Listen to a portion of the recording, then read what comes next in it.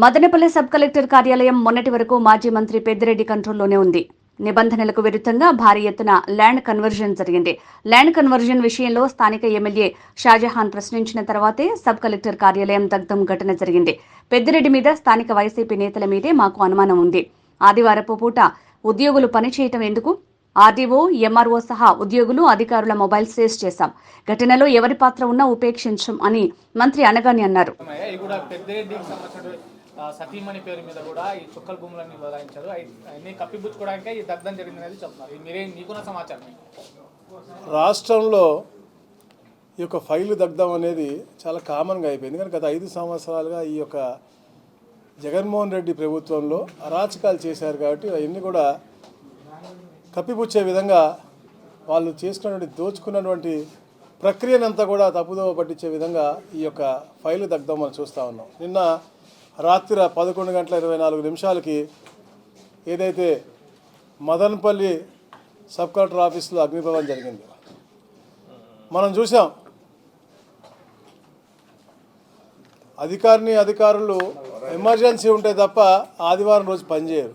కానీ ఆదివారం రోజు రాత్రి 11 గంటల దాకా కూడా అక్కడ అధికారులు అందరూ కూడా ఉండటం, మరి వారు ఉన్న సమయంలోనే అగ్నిప్రమాదం జరగటం, ఇంపార్టెంట్ ఫైల్స్ అని దగ్ధమైనని చెప్పడం, అది ఆలస్యంగా కూడా బయటకు తేవడం. అంటే ఉదయాన్నే ముఖ్యమంత్రి గారు సీరియస్గా స్పందించేదాకా కూడా అక్కడ రానికు అంటే ఇవన్నీ కూడా ఇంకా అంటే మాకు 30 రోజులు బట్టి వచ్చాం కాబట్టి ఈ యొక్క అడ్మినిస్ట్రేటివ్ ఫ్లాస్ గత 5 సంవత్సరాలు ఉన్నటువంటి ఫ్లాస్ కరెక్ట్ చేసుకోవడానికి కొద్దిగా సమయం పడుతూ జాగ్రత్తగా పగడబందీగా అధికారులు వేసుకోవడంలో మాకు కొద్దిగా జాప్యమైంది 30 రోజులు. ఈ ప్రక్రియలో కూడా వాళ్ళు గతంలో దోచుకున్న ల్యాండ్ అన్ని కూడా క్లియర్ చేసుకునే విధంగా ఏదైతే 982 ఎకరాలు పుంగనూరులో అవ్వచ్చు, మదనపల్లిలో కూడా దాదాపుగా 1000 కోట్ల రూపాయల ఆస్తులన్నీ కూడా దోచుకునే విధంగా చుక్కల భూములు అవ్వచ్చు, డీకేటీ పట్టాలు అవ్వచ్చు, ఇవన్నీ కూడా ప్రణాళికాబద్ధంగా చేసుకునే పరిస్థితి చాలామందికి తెలిసిందే. మా దగ్గర కూడా కొన్ని ఉన్నాయి.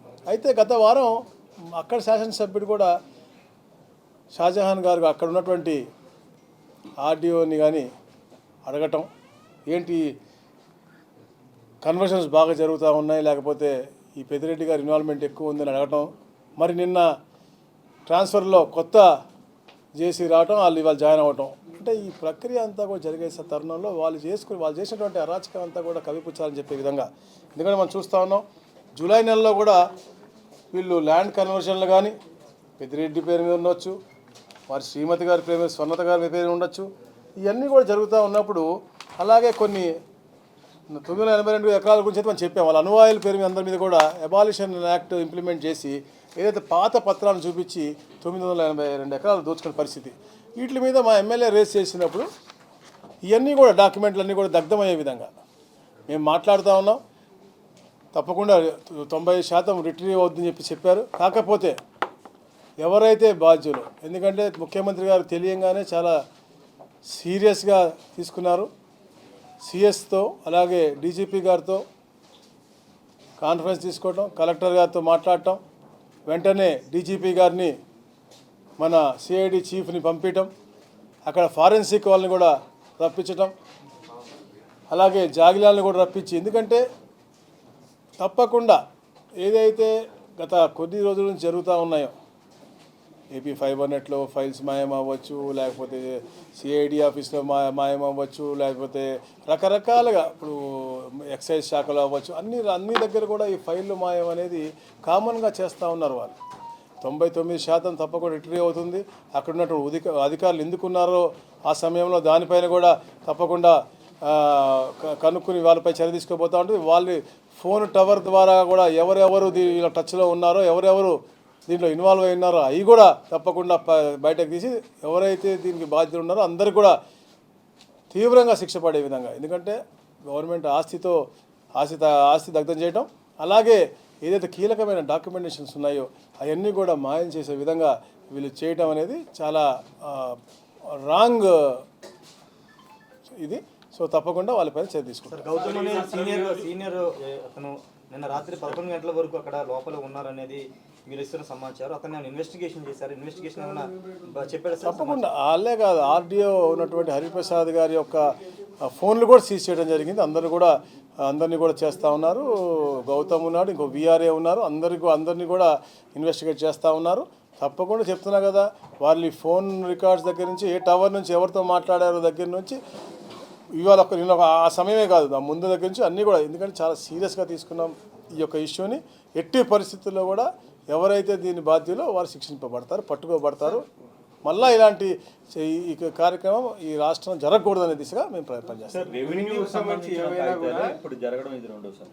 సో దీనికి సంబంధించి అంటే దీంట్లో ఎక్కడో అధికారులు స్టిల్ ఇంకా మీ మాట వినడం లేదు, మీ కంట్రోల్లో లేదు అనేది అర్థమవుతుంది. చాలా నేను చెప్పాను కదా బ్రదర్ మీకు, వాళ్ళ పరిపాలన విధానం అలాంటిది కాబట్టి 5 సంవత్సరాల నుంచి వాళ్ళు అధికారులను కంట్రోల్లో పెట్టి వాళ్ళు చేసుకున్నటువంటి పరిస్థితి. మేము 30 రోజులు అయింది. మేము ప్రక్రియ ప్రకారంగా ఐఏఎస్లు ఐపీఎస్లు అందరినీ కూడా ట్రాన్స్ఫర్ చేసుకుంటూ ఒక ప్రక్రియ ప్రకారం జాయింట్ కలెక్టర్ లాగా మొన్న రాత్రి వేసాం. కొత్త అధికారి వస్తున్నారు కాబట్టి దాని ముందే ఇవన్నీ మాయం చేయాలని చెప్పేసి గతంలో వాళ్ళ చేతి కింద పనిచేసినటువంటి వాళ్ళు మోచేతి నీళ్ళు తాగినటువంటి ఆ వ్యక్తులు ఉన్నారు కాబట్టి అక్కడ వాళ్ళు చేసినటువంటి ఇది తప్పకుండా వాళ్ళందరూ కూడా శిక్షార్హులు, తప్పకుండా శిక్షింపబడతారు. ముందు మేము అంతా కూడా తీసుకుని ఏ డాక్యుమెంట్లు పోయినా ఎట్లా రిట్రీవ్ చేయాలా దాని మీద మేము ముందు శ్రద్ధ పెడతా ఉన్నాం. తప్పకుండా ఈ పని చేసిన వాళ్ళని ఎవరిని కూడా క్షమించేది లేదు. తప్పకుండా ఎవరెవరు ఇన్వాల్వ్ దీని కనుక ఎంత పెద్ద చెయ్యి ఉన్నా కూడా వాళ్ళని తప్పకుండా దీంట్లో ఇన్వాల్వ్ చేసి వాళ్ళని ముందు తీసుకొస్తారు.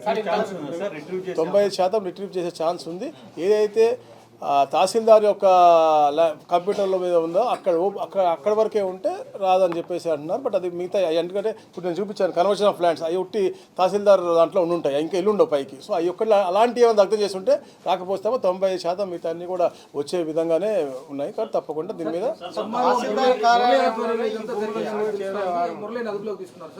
అందరూ అదుపులో చెప్పా కదా, ఫోన్లు కూడా సీజ్ చేశారు. అందరూ కూడా అదుపులో ఉన్నారు. డీజీపీ గారు అక్కడే ఉన్నారు. అందరూ కూడా మీరు చెప్పాను ఎంఆర్ఓ కాదు, కింద పైన ఆఫీసర్ కూడా అదుపులో ఉన్నాడు. ఏం కాదు, అందరూ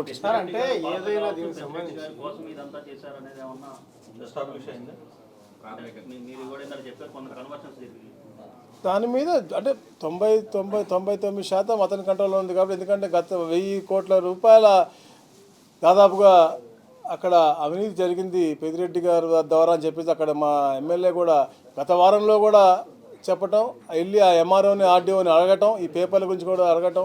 మళ్ళీ మనం చూసాము, మన 982 ఎకరాలు ఏదైతే దోచుకున్నారో దాన్ని మేము క్యాన్సిలేషన్ వైపు పెట్టాం. ఎందుకంటే వాళ్ళు ఎలా దీన్ని మార్చారు, ఎలా 982 ఎకరాలు ఇచ్చారనేది కూడా దాంట్లోనే ఉంటుంది కాబట్టి, ప్రాసెస్ ఆఫ్ ఎగ్జిక్యూషన్ ఉంటుంది కాబట్టి దానికోసం కూడా దగ్ధం అయి ఉండొచ్చు. తప్పకుండా ఎవరున్నా కూడా తప్పకుండా వాళ్ళు శిక్షార్హులు. తప్పకుండా ఇది మేము అనుకుంటాం తప్పకుండా వైసీపీ నాయకులు. ఎందుకంటే క్లియర్ కట్గా మనకు కనపడుతూ ఉంది. నేను చెప్పినట్టుగా ఈ ఉద్యోగస్తులు వారం రోజుల్లో చేయమంటే వారాల రోజుల్లో చేయరు. అలాంటిది ఆదివారం రోజు రాత్రిపూట 10:30కి 11 గంటలకు వెళ్ళి అంత సిన్సియర్గా పని చేయాల్సినంత పని లేదు, అంత సిన్సియర్గా అక్కడ ఉండాల్సినంత ఇది అవసరం లేదు.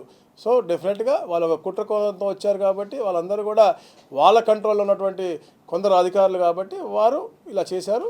ఇంకా ఎవరన్నా అలా ఉంటే వెంటనే వాళ్ళు ఉద్యోగాలు మానేసి ఇళ్లలో కూర్చోవచ్చు. కానీ ఇలాంటి చర్యలు తీసుకుంటే కఠినంగా శిక్షింపబడతారని చెప్పేసి చాలా సీరియస్గా గౌరవ ముఖ్యమంత్రి గారు చెప్పారు.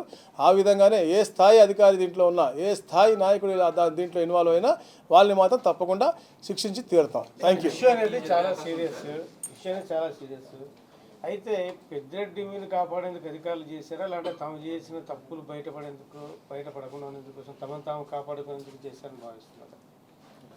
ప్రభుత్వం గత 5 సంవత్సరాల్లో వాళ్ళ అనువాయులు, వాళ్ళ బంధుమిత్రులు బాగుపడే విధంగా ఎన్నో కార్యక్రమాలు చేశారు. ల్యాండ్ టైటిలింగ్ యాక్ట్ అవ్వచ్చు, రీసర్వే అవ్వచ్చు, అలాగే 596 ప్రొవిషన్ యాక్ట్ అవ్వచ్చు. వీటిల్లో ఇవన్నీ పెట్టుకుని కేవలం వాళ్ళు ఆర్థికంగా బాగుపడే విధంగా, పేదవాళ్ళకి అన్యాయం జరిగే విధంగా ఎన్నో ప్రణాళికలు వేసుకుని చేశారు. ల్యాండ్ టైటిలింగ్ కూడా మేము రిపీల్ చేయబోతాం రేపు పొద్దున కూడా. ఎందుకు అంటే ఆలోచన ఒకటైతే ఇంప్లిమెంటేషన్ ఒకలాగా ఉంది. ఆలోచనలన్నిటి కూడా దాన్ని మార్చేసి నీతి ఆయోగ్ ఒకటి చెబితే దానికి అన్నీ కూడా మార్పులు చేసి కేవలం వాళ్ళకి ఉపయోగపడే విధంగా, వాళ్ళకి ఆర్థిక లబ్ధి పొందే విధంగా వాళ్ళు మార్చుకుని ఎన్నో కార్యక్రమాలు చేశారు. దాంట్లో భాగంగానే ఇలాంటివి కూడా. అంటే వాళ్ళు ఏమనుకున్నారంటే ఎప్పటికీ మేము దైవదూతలం, ఎప్పటికీ మేమే ఉంటాం, మేము చేసుకుంటూ పోతాంలే అని అనుకున్నారు. వాళ్ళు కర్మగాలి ప్రజలు కరెక్ట్గా ఆన్సర్ ఇచ్చారు.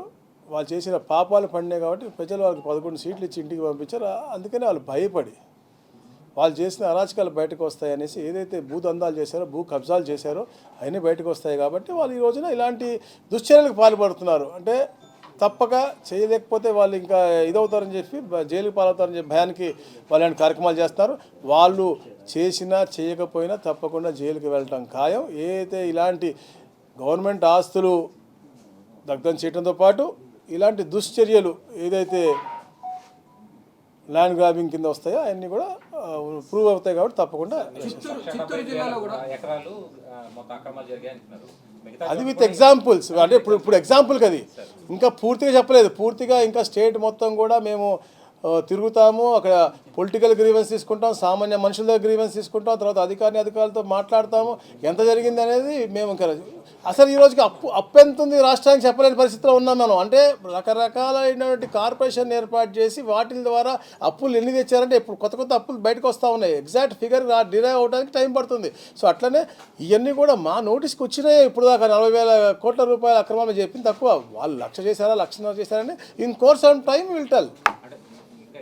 జరిగింది ఘటన జరిగింది, ఇలాంటి వాటిని సెక్యూర్ చేయడానికి జనరల్ ఇన్స్ట్రక్షన్స్ ఏమైనా ఇచ్చారా? డెఫినెట్ మార్నింగే ఇచ్చాము. అన్ని రెవెన్యూ సంబంధించినటువంటి అన్ని ప్రాంతాల్లో అన్నింటిలో కూడా ఎక్కడెక్కడైతే నాట్ ఓన్లీ రెవెన్యూ, ఎక్కడెక్కడైతే మనకి వాళ్ళు స్కాములు చేశారో, ఇప్పుడు మనకి ఎక్సైజ్ అవ్వచ్చు, మేజర్ స్కామ్ జరిగింది అక్కడ సివిల్ సప్లైస్ విభాగాలు జరిగింది, అక్కడ ఎక్కడెక్కడ అవసరం అవుతుందో అన్ని దగ్గర కూడా మనకి పగడబందీగా కూర్చోను. లోపల ఎమ్మెల్యేస్ ఉన్నారు, వెళ్ళొస్తారా?